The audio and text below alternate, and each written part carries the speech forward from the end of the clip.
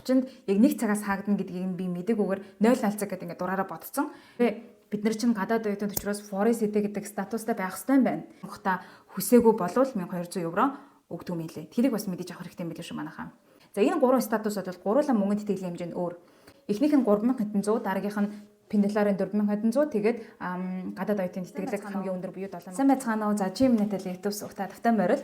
Тэгэхээр энэ удаагийн бичлэгийг маань Итали улсад одоо суралцахаар төлөвлөж байгаа болон яг одоо Итали улсад аль хэдийнэ суралцж байгаа оюутан болгон хүн болгон үзээсэй гэж хүсэж байна. За яагаад тэгэхээр энэ удаагийн бичлэгэн дээрээ би Италид одоо суралцж байгаа одоо оюутнуудын хувьд ер нь ямар зүйлсийг зайлшгүй хийх ёстой вэ гэдэг одоо тэтгэлэгтэй холбоотой, визтэй холбоотой, банктай холбоотой юм одоо маш чухал зайлшгүй хийх ёстой бас санах ёстой, мэдэх ёстой гэсэн зүйлсүүдийг би өөрийнхөө болон туршлага болон одоо ойр хавийн энд сурж байгаа найзуудынхаа туршлага дээрээс үндэслээд та нартаа маш чухал зөвлөгөөнүүдийг ингээд өгөхийг хүссэн юм аа.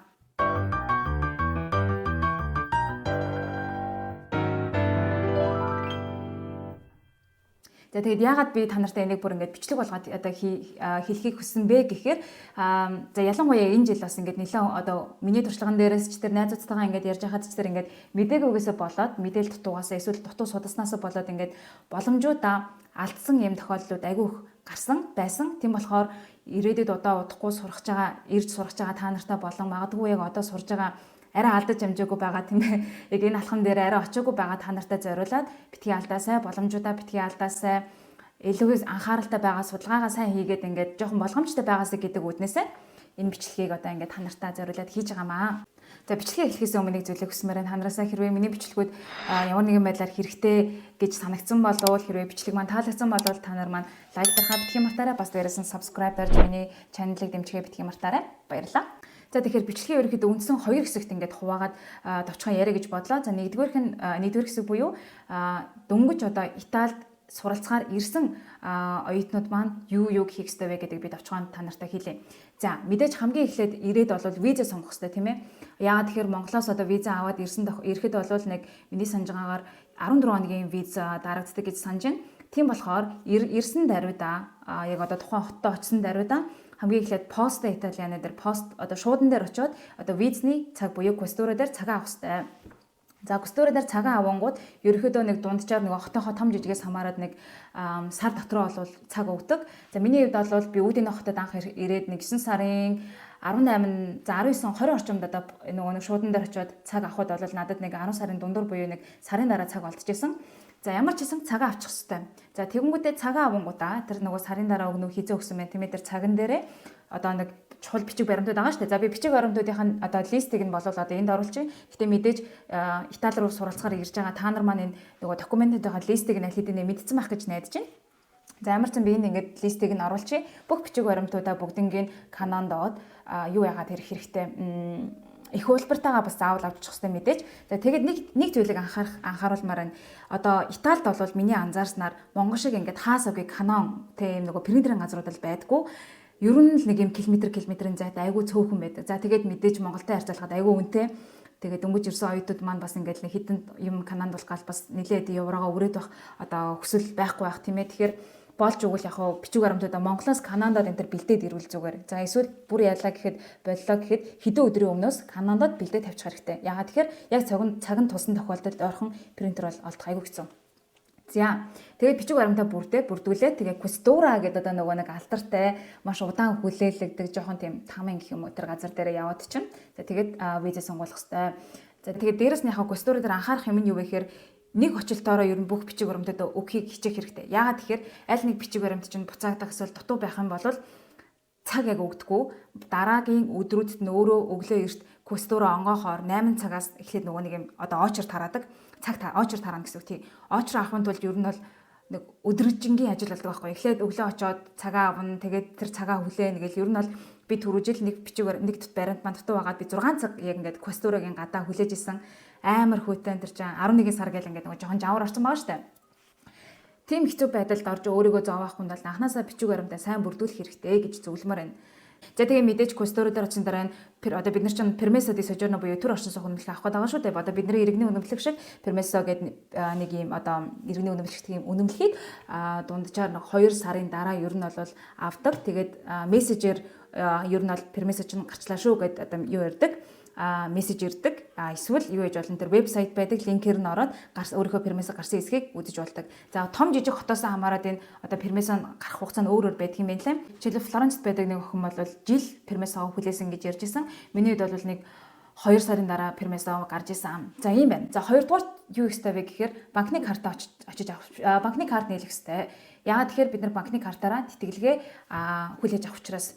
За тэгээ банкны картн дээр бол бас нэг анхаарах ёстой юм нь бид нэр ихлээд цагаа авах хэрэгтэй. Ер нь шууд Монгол шиг очиод сууж байгаа л картаа нийлэгчдэг одоо шинээр данс нийлэдэг юм бол байхгүй. Заавал эхлээд бүх юм дээр ер нь бол цаг авдаг энд. За тэгээд эхлээд цагаа авна. Тэгээ авсан цаган дээр очиод пассворд одоо сургуулийн нөгөө нэг сертификат бүртгүүлсэн нэтэрээ тэгээ очиод мэдээж нөгөө нэг цаг авахд бол ямар бичиг баримтаар шаардлагатай вэ гэдгийг асууж байгаа шүү тийм ээ. За тэгээ банкныхаа картыг нийлэх чинь энэ дээр нэг одоо зөвлөгөө гэх юм уу юу вэ гэхээр дээлэнх банкнууд бол нөгөө пермисог шаарддаг юм байлээ банк нийлэхэд. Гэтэ бид нар чинь нөгөө квестороор очиж дөнгөж одоо үнэмлэхээ мэдүүлсэн байгаа шүү. Тэр үед яг пермисо хараахан байхгүй байх учраас одоо нөгөө ричевута гэдэг юм юу ах хэвээр нөгөө нэг бүртгүүлсэн нэг юм баримт гэх юм уу пермисогоо мэдүүлсэн гэсэн юм баримт өгдөг. Тэр бас хэрэгтэй байдаг. Тэрнтэйгээ очиод миний хувьд бол Unique Credit гэдэг банкн дээр тэр минийх нэг оюутны карт энэ төр байсан баха. Пермисо шаарддаггүй тийм юу байсан. Оюутны картны дансны төрөл байсан. Тэр нь яг гэхээр зөвхөн мөнгө хүлээж авна. Гэхдээ мөнгө буцаагаад гадагшаагаар шилжүүлэх боломжгүй тийм картны төрөл байсан. За тэрийг авсан. Тэгээ энийг болоод бас дийлэнх оюутнууд маань мэддэггүй юм шиг байлаа. Тэгэхээр Unique Credit-ийн энийг бол энэ дансны төрлийг бол сонгох бас боломжтой шүү. За тэгээд 3 дугаарт байрны гэрээгээ бүртгүүлэх хэрэгтэй байгаа. Одоо нөгөө нэг мужийн тэтгэлгийнхээ вебсайтн дээрээ. За байрны гэрээтэй холбоотой чухал хэдэн зүйлсүүдийг хэлэхэд нэгдүгээрх нь байрны гэрээ 10 сарын хугацаатай байх хэрэгтэй хамгийн бага. За тэгжээж бид нар одоо нөгөө мужийн тэтгэлгээс одоо гадуур байрлаж байгаа оюутнуудад өгөгддөг 1200 еврогоо авах боломжтой болно. За тэгээд хоёрдугаарт зөвхөн гэрээгээ одоо нөгөө гэрээ гэдэг нэг хэд ууц байгаа шүү. Тэрэн дээр ингээ гарын үсэг хийгээд баталгаажчихгүй. Одоо нөгөө байрны эзэн чинь тэрийгээ тэр одоо манайхаар бол нотрад гэх юм уу тийм аль бие усны бүртгүүлдэг тийм эйженси дээр очиод register хийх хэрэгтэй. Тэгээд registration гэдэг нэг юм хуудас өгөх хэрэгтэй чамд. Тэрэн дээр нь бүртгэлийн дугаар гэдэг нэлээд олон юм оронтой юм тоонууд байгаа. Тэр тоонуудыг одоо нөгөө мужийн тэтгэлгийнхээ вебсайтн дээрээ оруулах хэрэгтэй гэсэн үг. Тэгжээж ийм юм болно. Тэгжээж чиний нөгөө нэг тэтгэлгийн статус чинь гадуур байрлаж байгаа оюутан гэдэг статус руу шилжээд хамгийн өндөр хувьтай тэтгэлгээ авах боломжтой болно. Хоёрдугаарт нөгөө нэг гадуур байрлаж байгаа оюутнуудад өгөгддөг 1200 еврог одоо авах хэрэг чинь үүснэ гэсэн үг. Хэсэг буюу Итали улсад аль хэдийнэ суралцж байгаа оюутнууд маань юуг анхаарах ёстой вэ гэсэн чухал зүйлсүүдийг нь хэлээ. Тэгээ ерөөдөө дедлайн арай төрүүлээд байдаг юм яг он цагийн дараалал хэлээд явчих. Ерөөдөө ямар зүйлсүүдийг заавал хийх ёстой вэ гэдгийг нь. За нэгдүгээрт бол тэтгэлгээ сунгах ёстой байгаа.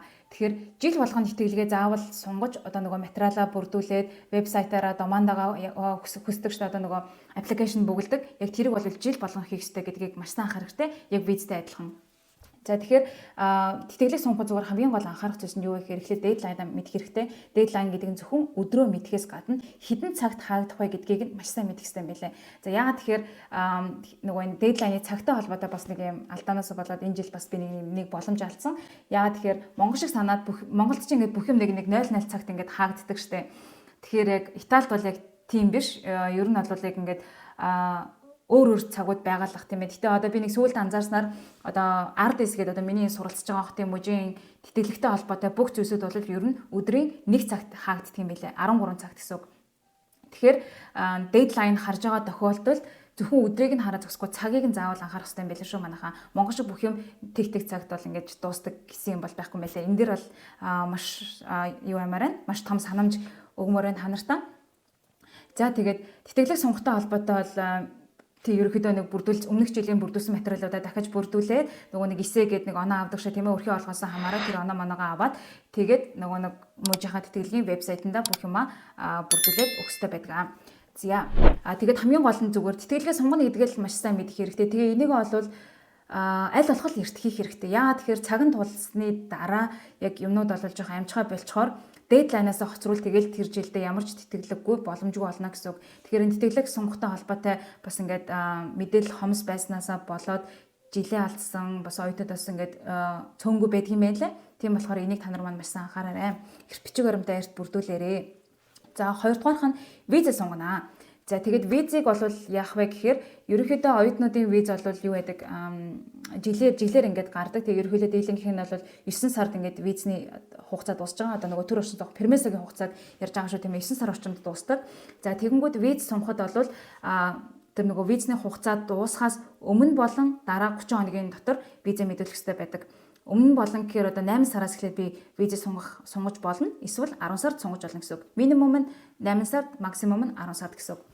За тэгээ энэ дээр би юу зөвлөх вэ гэхээр болж өгвөл зүгээр эртэл виза мэдүүлсэн дээр юм лээ. Яагаад гэхээр пермесо биднэрт юунд хэрэг болох вэ гэхээр за нэг бичиг баримттай холбоотой тийм ээ ер нь бол ингээд юу яана чамайг илтгэж байгаа цорын ганц одоо нөгөө юу учраас төлөөлж байгаа цорын ганц одоо бичиг баримт учраас одоо монголоор иргэнэ өнүүлэх шиг гэсэн үг шүү дээ тийм ээ аль бисний бичиг баримт учраас ер нь бол ийш тийшээ өөр хот руу Итали дотроо ч гэсэн өөр хот руу хүртэл явахд хэрэг болно. За хамгийн гол нь юунд хэрэг болох вэ гэхээр Италиас гарч байгаа тохиолдолд пермесо заавал хэрэгтэй байдаг.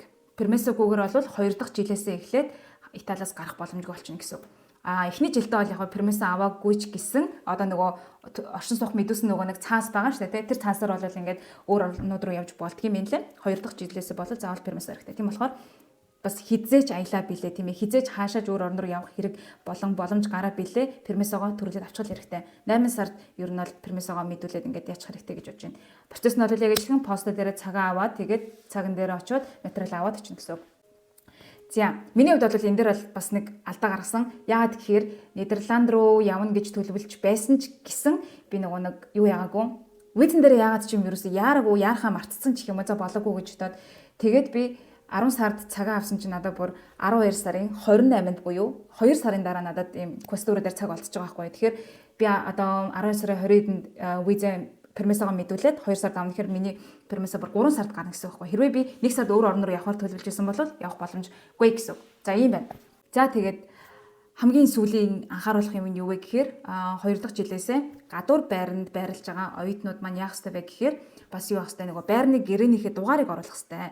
За ерөнхийдөө бол байрны гэрээний дугаарн дээр юу байдаг бас дахиад дедлайн байгаа. Эхнийх нь 10 сарын одоо жишээлбэл RDS-ийн хувьд шүү дээ тийм ээ. 10 сарын 6 гэхэд эхний одоо нөгөө гэрээг оруулах хэрэгтэй. Тэрэн дамжиг бол 11 сарын 30-ны гэсэн юм хоёр юм хугацаа өгдөг.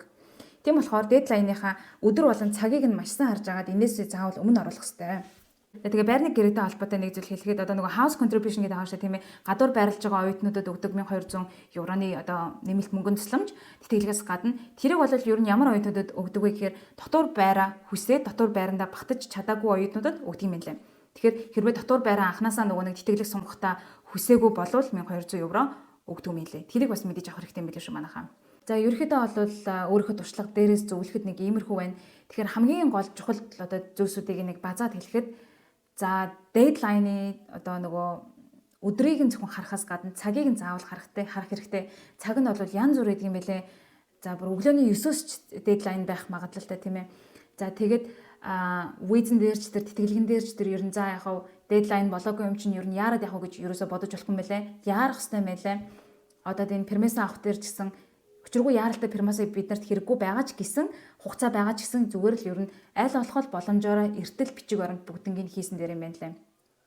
Яагаад тэгэхээр яаж ч удаж магадгүй ямар ч проблем дундуур нь гарч магадгүй учраас зүгээр л хэрвээ боломжтой болол зүгээр хамгийн эртэт нь хамгийн ихэнд нь л хийх хэрэгтэй юм байна.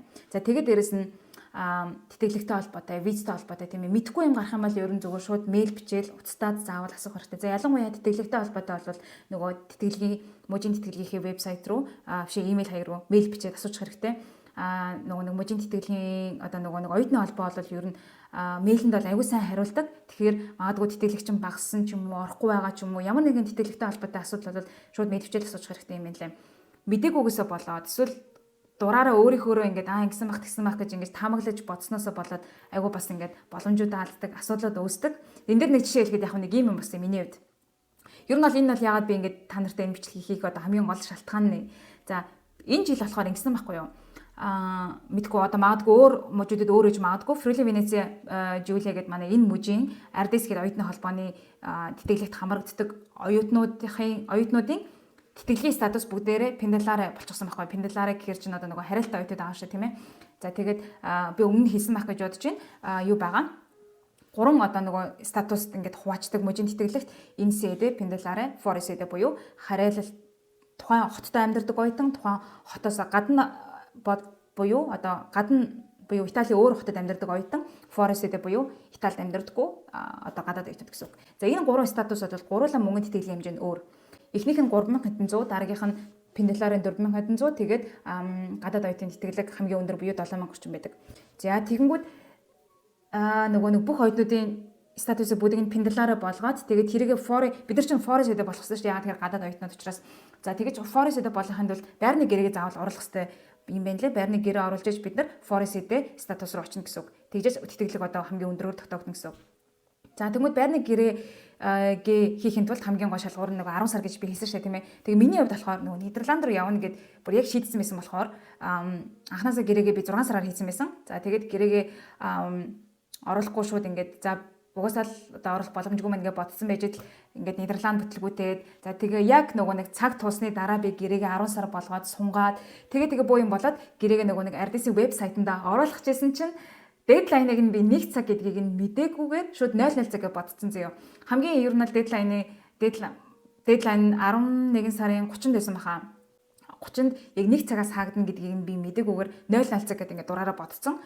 Тэгмүүдээ за 00 цаг таагдах юм чинь гэж бодоод яг 4 цагт тэгээ нөгөө буу юм болол байрныхаа гэрээг 10 сар болгоод нөгөө registration-ээ оруулах гэсэн чинь нөгөө нэг цонх нь хаагдсан, application хаагдсан. За тэгээд тэрнээс болоод миний ерөнхийдөө бол тэтгэлгээ хамгийн өндөрөөр тогтоолох боломжтой байсан боломжоо алдаад Пенделараа буюу одоо хариалтай оюутан гэх юм уу хариалтай оюутны статусаар тэтгэлэг маань энэ жил тогтоогдсон гэсэн үг байхгүй юу.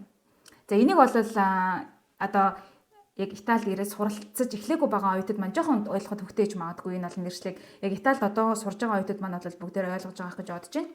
Тэгээ зүгээр хамгийн гол нь хэлж байгаа юм цагийг нь маш сайн харах хэрэгтэй шүү. Тэгээд тэтгэлэгтэй холбоотой тэр статус энтрээ шалгах хэрэгтэй юм 3 төрлийн тусдаа статус байдгийн байна. Тэтгэлийн хэмжээ нь өөр байдгийн байна. Тэгээ хэрвээ бид нар чинь гадаад оюутнууд учраас fuori sede гэдэг статустай байх хэрэгтэй байна. Тэгээ fuori sede болоогүй байвал тэрийг нь яагаад болохгүй байгаа юу хэрэгтэй ингээд мэйл хийчих хэрэгтэй байна л гэдгийг та нартай хамгийн гол нь хэлэх гэсэн. За тэгээд ийм байна. Ерөнхийдөө нэг хамгийн гол чухал зүйлсүүдийг хэлэхэд ийм байна. Тэгээд энэ хүртэл бичлэгтэй маань байсан та нартай маш их баярлалаа. Тэгэхээр дараагийн бичлэгээрээ уулзтлаа. Түр баяртай. Оноос өмнө